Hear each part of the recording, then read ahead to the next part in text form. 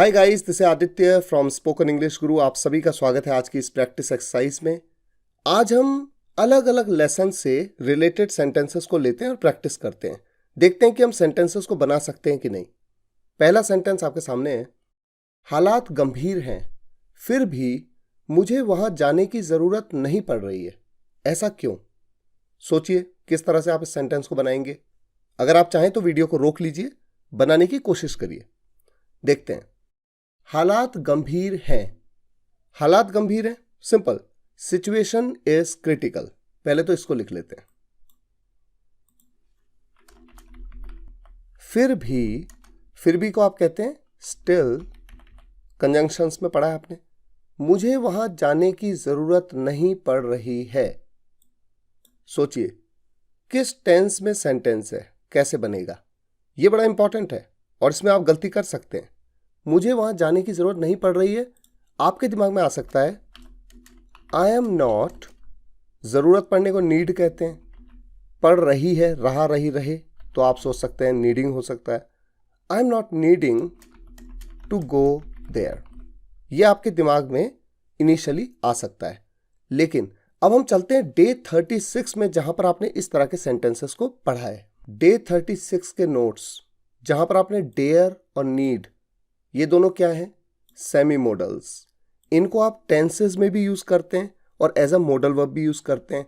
Need का मतलब क्या होता है? जरूरत पड़ना या आवश्यकता पड़ना। और यहां पर थोड़ा अगर नीचे आप देखें नोट्स में, देखिए मैं आपको दिखाता हूं ताकि आपको याद आए। मुझे वहां जाने की जरूरत पड़ रही है, तो शायद आप सोचेंगे कि इस सेंटेंस को ऐसे बनाया जा सकता है, I am needing to go there. लेकिन ये गलत है। देखिए क्या लिखा है, पर ध्यान दें कि डेयर की ही तरह नीड के साथ भी आईएनजी का प्रयोग नहीं करते। बजाय इसके सही तरीके से बनाएंगे I need to go there. यहां पर आप देख रहे हैं कि अगर जरूरत वाला सेंटेंस आपको कंटिन्यूअस फॉर्म में भी दिखे, उसके बावजूद उसको कंटिन्यूअस की तरह नहीं बल्कि प्रेजेंट सिंपल प्रेजेंट यानी प्रेजेंट इनडेफिनेट की तरह बनाया जाता है। अगर पास्ट में होता तो पास्ट इनडेफिनेट की तरह बनाते, और फ्यूचर में होता तो फ्यूचर इनडेफिनेट की तरह। ठीक है, तो इस सेंटेंस को बनाने का तरीका क्या होगा? Still I don't need. Present indefinite में कैसे करते हैं? I don't need to go there. देखिए डोंट के साथ नीड की फर्स्ट फॉर्म। अब आपने एक चीज देखी थी कि नीड का यूज मैंने आपको बताया कि टेंस और मॉडल वर्ब दोनों में होता है। अब थोड़ा सा उस नोट्स पे एक बार फिर से जाते हैं। यहां पर आपको एक और चीज मिलेगी, इंटरेस्टिंग है। देखिए ये क्या लिखा है, ये आपने नोट्स में देखा है। जब हम डेयर एंड नीड को मेन वर्ब की तरह किसी टेंस के सेंटेंस में यूज करते हैं तो हमें इनके तुरंत बाद टू का यूज करना होता है। यहां पर इसीलिए टू का यूज किया गया है। पर जब हम मॉडल वर्ब की तरह यूज करते हैं तो हमें इनके तुरंत बाद टू का यूज नहीं करना होता है। यानी कि इस तरह से भी आप कह सकते हैं still I don't need to go there. ठीक है, और दूसरा तरीका है कि नीड के साथ टू का यूज हम ना करें, तो हम क्या कह दें? Need not go there. Still I need not go there. और जब नीड नॉट एक साथ आता है तो जनरली कॉन्ट्रैक्शन में यूज हो जाता है, आई नीडंट गो देयर। ये एक बड़ा स्टैंडर्ड एडवांस तरीका है और इस तरह से आप सेंटेंसेस को देखते भी होंगे और कंफ्यूज भी होते होंगे कि यहां पर कोई टेंस तो समझ में आ नहीं रहा। एक चीज और है, अगर आप इसी नोट्स में देखें इस तरह के सेंटेंस को भी कवर किया गया है। जैसे ये देखिए, उसे वहां जाने की जरूरत नहीं पड़ती है, he doesn't need to go there. या तो टेंस में बना और या फिर नीड का use as a modal verb किया। यहां पर तो आपने देखा कि मेन वर्ब की तरह कर रहे हैं, डज नॉट के बाद मेन वर्ब का यूज होता है, और यहां पर एज अ मॉडल कर रहे हैं तो नीड के बाद तुरंत क्या लग गया? Not. He need not go there. और यहां पर एक चीज और ध्यान देनी है, ऐसा नहीं कि अपन नीड के साथ एस लगा देंगे, नहीं। नीड का यूज एज अ मॉडल हो रहा है। सब्जेक्ट कोई भी हो, third person, first person, second person, हमेशा एस का यूज नहीं करना है, एज अ मॉडल यूज करना है, केवल नीड। तो still I needn't go there. ऐसा क्यों? Simple, why so. ये देखिए बन गया आपका सेंटेंस। हालात गंभीर हैं फिर भी मुझे वहां जाने की जरूरत नहीं पड़ रही है, ऐसा क्यों? Situation is critical, still I needn't go there, why so? या फिर व्हाई इज इट? देखिए नीडंट की जगह पे जैसे मैंने आपसे कहा आप यूज कर सकते हैं डोंट नीड टू, ठीक है? उसी तरह से व्हाई सो की जगह पे आप सो की जगह पे इज इट भी तो कह सकते हैं। Why is it? Why is it? ऐसा क्यों है, ऐसा क्यों या ऐसा क्यों है, बात एक ही है, ठीक है? दोनों ऑप्शन मैंने आपको दिए। और देखिए इसलिए मैं कहता हूं कि आप नोट्स को हमेशा पढ़िए। उसके बाद जैसे आपने नोट्स पढ़े, नोट्स पढ़ने के बाद उसकी जो भी प्रैक्टिस है उसको प्रैक्टिस को भी अटेम्प्ट करिए, पता तो लगे कि आप सेंटेंस को बना पा रहे हैं कि नहीं बना पा रहे। फिर उसके बाद उसके क्विज को भी अटेम्प्ट करिए, देखिए कि आपके जो ऑप्शंस हैं उनमें आप सही चुन पा रहे हैं कि नहीं चुन पा रहे हैं, यानी कि कॉन्सेप्ट आपको पूरी तरह से क्लियर है या नहीं। कोई भी सेंटेंस बनाना मुश्किल नहीं होता अगर आपने उसे ढंग से समझाए तो। नेक्स्ट, कम से कम उनसे पूछा तो जाना चाहिए था, है कि नहीं? मान लीजिए आपके घर में एक फंक्शन है, मेहमान आए हुए हैं और कोई एक गेस्ट है जिससे कि चाय तक नहीं पूछी गई, तब आपको इस सेंटेंस को बोलने की जरूरत पड़ सकती है ना, कम से कम उनसे पूछा तो जाना चाहिए था, है कि नहीं? पूछा तक नहीं गया, ये सेंस। तो किस तरह से बनेगा ये सेंटेंस? उनसे पूछा जाना चाहिए था। सोचिए कैसा सेंटेंस है, एक्टिव या पैसिव? अगर मैं कहता आपको पूछना चाहिए था तो सब्जेक्ट है आप, पूछने का काम आपको करना चाहिए था, एक्टिव वॉइस है। You should have asked. मुझे जाना चाहिए था, आई शुड हैव गॉन। उसे खेलना चाहिए था, ही शुड हैव प्लेड। हमें सोचना चाहिए था, वी शुड हैव थॉट। चाहिए था के लिए हम शुड हैव का यूज करते हैं, लेकिन उनसे पूछा जाना चाहिए था किसी के द्वारा, कौन पूछता ये नहीं बताया गया, तो ये पैसिव वॉइस का सेंटेंस है। शुड हैव का पैसिव क्या होता है? अगर आपको ध्यान हो, शुड हैव बीन का यूज कर लेते हैं। ये चीज आप डे 51 में देखिए। डे 51 में एक्टिव पैसिव में आपने इस चीज को अच्छे से देखा है कि जब भी किसी मोडल वर्ब, ये देखिए पैसिव ऑफ मोडल वर्ब्स, इसमें आपने देखा है, ये देखिए शुड हैव के साथ में क्या यूज होता है? बीन, पैसिव वॉइस में। तो यहां पर शुड हैव बीन का यूज होगा। कम से कम के लिए कहते हैं एटलीस्ट।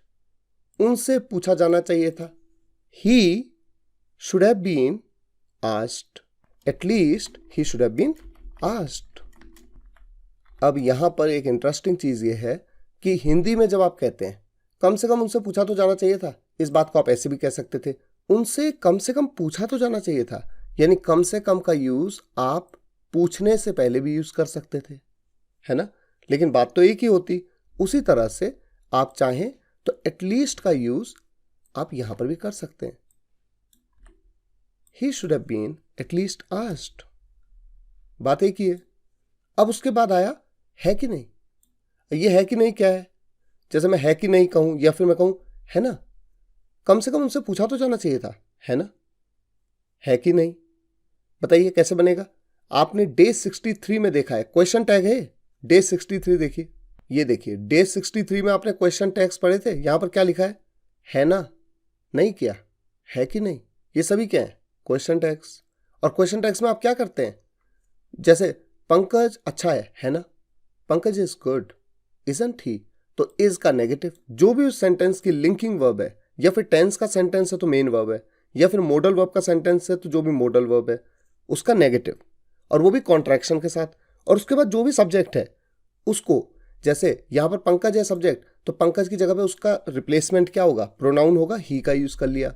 अब जैसे यहां पर देखिए, ये you are mad aren't you, तुम पागल हो नहीं क्या, you are mad aren't you, है ना, इस तरह से। या ये देखिए, तुमने ताजमहल देखा है कि नहीं, you have seen the Taj haven't you, तो हैव का नेगेटिव यूज कर दिया और उसको तुरंत बाद यू। अगर ये प्रोनाउन है तो एज इट इज यूज किया, लेकिन अगर ये कोई नाउन है जैसे ये फादर, तो प्रोनाउन यूज कर लिया ही, क्योंकि वो एक मेल है, फीमेल हो तो शी, इस तरह से यूज करते हैं। और यही कॉन्सेप्ट हर जगह चलता रहता है शुड के साथ। मुझे जाना चाहिए, क्या कहते हो, क्या कहते हो, है कि नहीं, है ना, ये सब क्वेश्चन टैग्स हैं। आई शुड गो, शुडंट आई, मुझे जाना चाहिए, आई शुड गो, शुडंट आई, ये सब क्वेश्चन टैग्स आपने पढ़े हुए हैं। तो यहां पर आपके सामने शुड हैव और उसके साथ में बीन का यूज आपने पैसिव वॉइस में किया हुआ है। तो शुड हैव यहां पर आपकी मेन मॉडल वर्ब है, कैसे यूज करेंगे, है कि नहीं की बताइए। शुडंट ही हैव, ये देखिए बन गया sentence. He should have been at least asked for a cup of tea, shouldn't he have. For a cup of tea तो मैंने ऐड कर दिया, अगर यहां पर होता कम से कम उनसे एक कप चाय तो पूछी जानी चाहिए थी, है कि नहीं, उस केस में for a cup of T मैं ऐड कर सकता हूं। ठीक हो गया। अच्छा देखिए, जनरली कॉन्वर्सेशंस में हमेशा छोटी चीजों को ज्यादा प्रेफर किया जाता है। मैं आपको यहां पर एक चीज बताता हूं, जनरली आप कहीं भी देखिए, जैसे मैंने आपसे कहा आप पागल हो ना, you are mad aren't you, तो आंट यू वो तो ठीक है बोल सकते हैं, लेकिन उसकी जगह पे इजंट इट भी बोल सकते हैं। इजंट इट तो बहुत ही कॉमन है, तो यहां पर भी इजंट इट कहना तो बिल्कुल ही कॉमन है, वो तो सबके साथ फिट हो जाता है। Isn't it, he should have been at least asked for a cup of tea, isn't it, isn't it. Shouldn't he have, ये लंबा है ना थोड़ा, इसलिए जनरली कॉन्वर्सेशंस में प्रेफर किया जाता है isn't he, isn't it, but it doesn't mean कि आप उसे यूज नहीं करेंगे, आप कर सकते हैं, वो तरीका सही है, ग्रामेटिकली भी ठीक है वो, लेकिन आप इस तरह से भी यूज कर सकते हैं, क्योंकि शुरुआत में उसकी आदत बनाना बहुत टफ होता है। इसलिए जब भी क्वेश्चन टैग्स आपको अपने सेंटेंसेस में बोलने पड़े, आप इजंट इट से शुरुआत करिए, और जैसे जैसे आप एडवांस लेवल ऑफ इंग्लिश में पहुंचेंगे तो आप फिर उसका प्रॉपर क्वेश्चन टैग भी यूज कर पाएंगे। ठीक है, तो सेंटेंस क्या हमारा, he should have been at least asked, isn't it.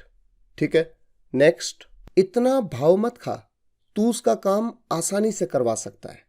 कैसे बनाएंगे इस सेंटेंस को, दोनों ही क्लॉज, इतना भाव मत खा या फिर तू उसका काम आसानी से करवा सकता है, इस तरह के सेंटेंसेस आपने सीखे हुए हैं। अब देखिए कहां सीखे, एक बार डे 79 पेज नंबर 633 पे चलते हैं नोट्स पे। देखिए डे 79 में अगर आपको ध्यान हो, इसी तरह का एक सेंटेंस प्रैक्टिस में आपको दिखता है, तुम ज्यादा भाव खाते हो, और इसका आंसर क्या है, यू एक्ट सो प्राइसी। ठीक है ना, यू एक्ट, तुम एक्ट करते हो बहुत ज्यादा, जैसे कि तुम्हारी बहुत कीमत हो, यानी कि तुम्हारे पास तो जैसे दूसरों के लिए कोई टाइम ही नहीं है ना, इग्नोर कर रहे हो तुम, तो इतना भाव मत खाओ। तो यहां पर कैसे बनाएंगे, don't act pricey, don't act so pricey, पहले तो इसको बना लेते हैं। ठीक है, अब अगला वाला क्लॉज क्या है, तू उसका काम आसानी से करवा सकता है। सोचिए कैसे बनेगा सेंटेंस। देखिए सब्जेक्ट है तू, यानी तुम या आप, काम को कर सकते हो नहीं बोला है, करवा सकते हो बोला है, यानी कि किसी दूसरे व्यक्ति को इन्वॉल्व करके करवाने की बात हो रही है। कॉजेटिव वर्ब है, कॉजेटिव वर्ब का सेंटेंस है। और कैसे बनेगा सेंटेंस, तो पहले एक बार देख लेते हैं, तू उसका काम आसानी से कर सकता है, यहां पर करवा ना होता बल्कि होता कर सकता है, तो कैसे बोलते, you can do his work easily. सही हो गया, you can do his work easily, अगर होता तू उसका काम आसानी से कर सकता है, लेकिन करना नहीं है, करवाना है, तो करने को डू, करवाने को गेट डन, डू की जगह गेट डन, लेकिन गेट पहले और जो भी काम है उसके बाद वर्ब की third form done. You can get his work done easily, don't act so pricey, you can get his work done easily. ठीक है, ये चीज आपने कहा देखी है, देखिए डे 49, यहां पर आपने कॉजेटिव वर्ब्स के बारे में सीखा था वीडियो में, और ये नोट्स हैं, आपने देखा था कॉजेटिव वर्ब्स कौन कौन सी हैं, लेट, मेक, गेट, हैव और हेल्प, इनके बारे में आपने देखा। आपने देखा कि जब इनको एक्टिव फॉर्म में बनाते हैं तो कैसे बनाते हैं, और इनके भी पैसिव होते हैं। आपने लेट का पैसिव, मेक का पैसिव, गेट का पैसिव, यहां पर देखिए गेट का यूज एज एन एक्टिव हो रहा है, जबकि यहां पर नीचे आपने देखा था गेट का पैसिव फॉर्म, कैसे, कुछ करवाना, मतलब पॉजिटिव वर्ब का भी पैसिव, पॉजिटिव वर्ब किसी काम को करना तो एक्टिव हो गया, लेकिन करवाना पॉजिटिव हो गया, और पॉजिटिव करवाना किसी के द्वारा तो वो पॉजिटिव का पैसिव हो गया, तो किसी के द्वारा बाय सम पर्सन, जो भी है। ठीक है, फॉर्मेशन आपके सामने है।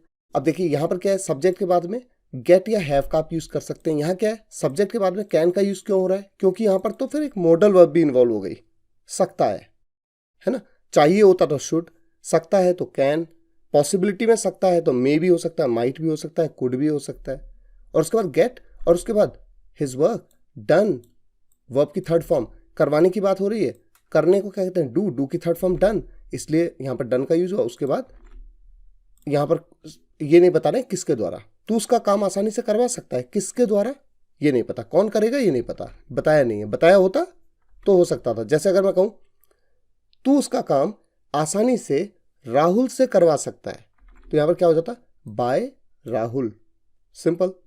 ठीक है, जैसे ये मेरी बहन ने टीवी रिपेयर करवाया, my sister got the TV repaired. और मैं कह दूं मेरी बहन ने रवि से टीवी रिपेयर करवाया, my sister got the TV repaired by Ravi. यही होता है ना पैसिव, कॉजेटिव का पैसिव। ठीक है, तो इस तरह से ये सेंटेंस बना। और एक इंटरेस्टिंग चीज ये है कि जैसा कि आप जानते हैं गेट या हैव दोनों का यूज यहां पर कर सकते हैं। यू कैन हैव, गेट की जगह पे आप हैव का भी यूज कर सकते हैं। You can have his work done easily, simple. तो इस तरह से ये सेंटेंस बनना चाहिए। अब मैं आपको एक सेंटेंस दे रहा हूं बनाने के लिए। इस सेंटेंस को बनाना है और इस वीडियो के कमेंट्स में लिखना है उसके पास ऐसा क्या नहीं है जो बाकी हर किसी के पास है। उसके पास ऐसा क्या नहीं है जो बाकी हर किसी के पास है। इस सेंटेंस को बनाइए, इस वीडियो के कमेंट्स में लिखिए, देखते हैं आप सही लिख पाते हैं कि नहीं। ठीक है, नेक्स्ट वीडियो में इसी तरह से आगे बढ़ेंगे, इसको लेंगे, उसके बाद के और भी सेंटेंसेस देखेंगे। प्रैक्टिस करना बहुत जरूरी है, जितनी प्रैक्टिस उतना परफेक्शन।